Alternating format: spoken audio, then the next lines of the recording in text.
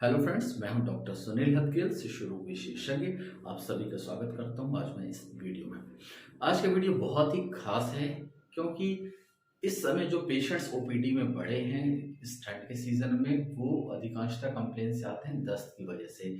जी हाँ, most of the parents जो आते हैं छोटे बच्चों को लेके आते हैं इस कंप्लेन से कि सर बच्चे को ठंड लग गई है, यानी कि बच्चे को दस्त पड़ने लगे हैं, उल्टी होने लगी है या हल्का बुखार आने लगा है। कई बार ये सर्दी खांसी के साथ में भी होता है। आज इस वीडियो में हम जानेंगे आखिर क्या है बच्चे को ठंड लगना या ठंड में लगने वाले उल्टी दस्त के बारे में। तो आइए फ्रेंड्स, शुरू करते हैं इस वीडियो को। इस वीडियो को अंत तक जरूर देखिएगा क्योंकि ये जो बीमारी है जिन कारणों से होती है ये बहुत ही कंटेजियस है, घर में सभी को अपनी चपेट में ले सकती है। बच्चों में अधिकांशतः तो जो दस्त होते हैं उसका रीजन वायरस होता है, जिसमें मोस्ट कॉमन जो होते हैं वो रोटा वायरस, एडिनोवायरस या नोरोवायरस होते हैं। ठंड के सीजन में मोस्ट कॉमनली जो नोरोवायरस होता है उसकी वजह से दस्त होने की संभावना ज़्यादा रहती है। नोरोवायरस ठंड के सीजन में, विंटर के सीजन में, जैसे कि अभी नवंबर चल रहा है, नवंबर से लेकर जनवरी तक इसके इंसिडेंस बहुत ज़्यादा होते हैं क्योंकि ये बहुत तेज़ी से फैलता है। ये बहुत ही कंटेजियस है, इसका मतलब है कि ये बहुत ही तेज़ी से फैलता है। इस वायरस के फैलने का एक सबसे जो तरीका है कॉमन, वो है फीको ओरल रूट, यानी कि वो कंटेजियस। अगर आपके हाथ में वो वायरस होगा, हाथ में उस वायरस से कंटेमिनेशन होंगे आपके हाथ, तो माउथ के द्वारा या मुंह के द्वारा, खाने के द्वारा आपके पेट के अंदर जाता है और उसके बाद में लोग या बच्चे या बड़े उससे बीमारी से ग्रसित हो जाते हैं।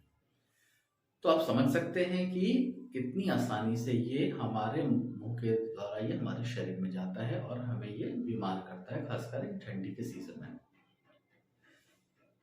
अब ये जानते हैं क्या कि इसके सिम्टम्स क्या होते हैं। जैसे वायरस शरीर के अंदर जाता है, इसके जाते ही सबसे कॉमन सिम्टम आते हैं बच्चों में, वो है वोमिटिंग। बड़ों में भी ये कॉमन सिम्टम आता है, वो वोमिटिंग का ही है।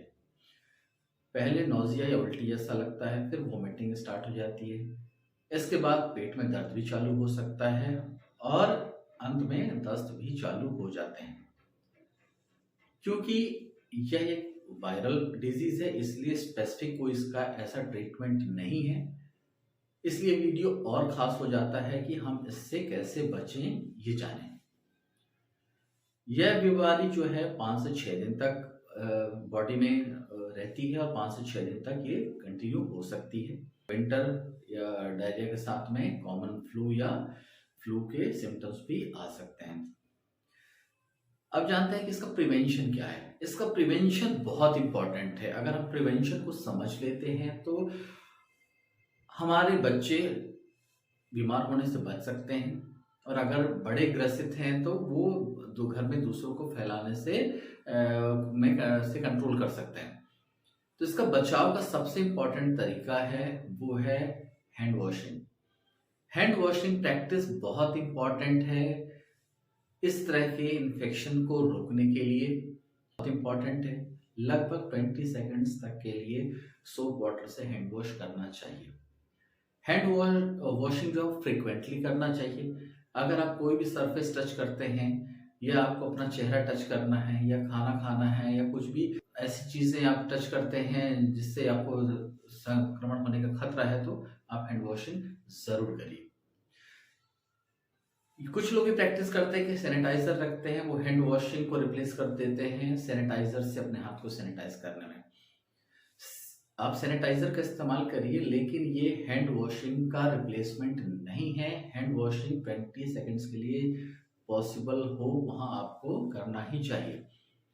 कोशिश करें कि ऐसी जगह जाना अवॉइड करें जहाँ से ये वायरस आपको आपके कांटेक्ट में आ सकता है। जैसे कि अगर ज़रूरी ना हो तो बाहर का खाना अवॉइड करें। ऐसी जगह जाना जहाँ पे इस तरह के पेशेंट्स पहले से मौजूद हों, वैसी जगह जाने से बचें। कई बार हम हॉस्पिटल्स विजिट करते हैं और किसी दूसरे का इन्फेक्शन हम सिर्फ कांटेक्ट के थ्रू ले आते हैं। पब्लिक प्लेस पे अननेसेसरी जाते हैं, वहाँ से ले आते हैं। रेस्टोरेंट में जाते हैं, वहाँ से ले आते हैं।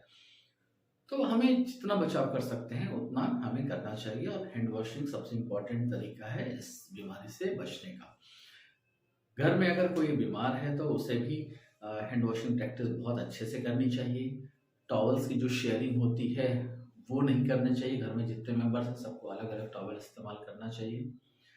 जितना आप प्रिकॉशन रखेंगे उतना आप इस बीमारी को अपने से दूसरों को फैलने में या दूसरों से अपने को फैलने तक रोक सकते हैं। नोरो वायरस बहुत ही कंटेजियस है, बहुत तेजी से फैलता है। यह जो दस्त होते हैं इस वायरस से, सेल्फ लिमिटिंग 5 से 6 दिन में बिना दवा के भी पेशेंट हो सकते हैं, लेकिन अगर सिम्टम ज़्यादा होते हैं तो कई बार हॉस्पिटलाइजेशन की ज़रूरत पड़ती है। दस्त की वजह से, वोमिटिंग की वजह से डिहाइड्रेशन हो सकता है, इलेक्ट्रोलाइट इम्बैलेंस हो सकता है, जिसके कारण पानी के शरीर में कमी हो सकती है, सुस्ती आ सकती है, बेहोशी आ सकती है, यहाँ तक कि गंभीर अवस्था में पेशेंट शॉक में भी जाता है। जैसे ही वायरस आपके बॉडी के अंदर जाता है, लगभग 12 से 24 घंटे में इसके सिम्टम्स आना चालू हो जाते हैं। अगर आपको वोमिटिंग जैसी या पेट दर्द या दस्त जैसी चीज़ें लगती हैं तो आपको इलाज की ज़रूरत पड़ती है, क्योंकि इसके लिए आपको सिम्टोमेटिक मेडिसिन लेनी पड़ती है। तो आप अपने डॉक्टर से कंसल्ट ज़रूर करें। उससे पहले अगर आपके घर में ओआरएस है तो ओआरएस का सेवन ज़रूर करें। जितना हो सके आप ओआरएस पीजिए, वो आपके बॉडी को एनर्जाइज रखेगा, इलेक्ट्रोलाइट इम्बैलेंस होने से रोकेगा। इसका भी एक क्राइटेरिया है कि छोटे बच्चे को वेट के हिसाब से कितना ओआरएस देना चाहिए, कितना फ्लूइड देना चाहिए, कितना क्या डाइट देना चाहिए। इसका वीडियो ऑलरेडी मेरे इस चैनल पे है। अगर आप देखना चाहें तो आप मेरे इस चैनल को एक्सप्लोर करके देख सकते हैं। डाइट का बहुत इंपॉर्टेंट रोल है इसमें। डाइट कंटिन्यू रखना है, डाइट नहीं रोकना है।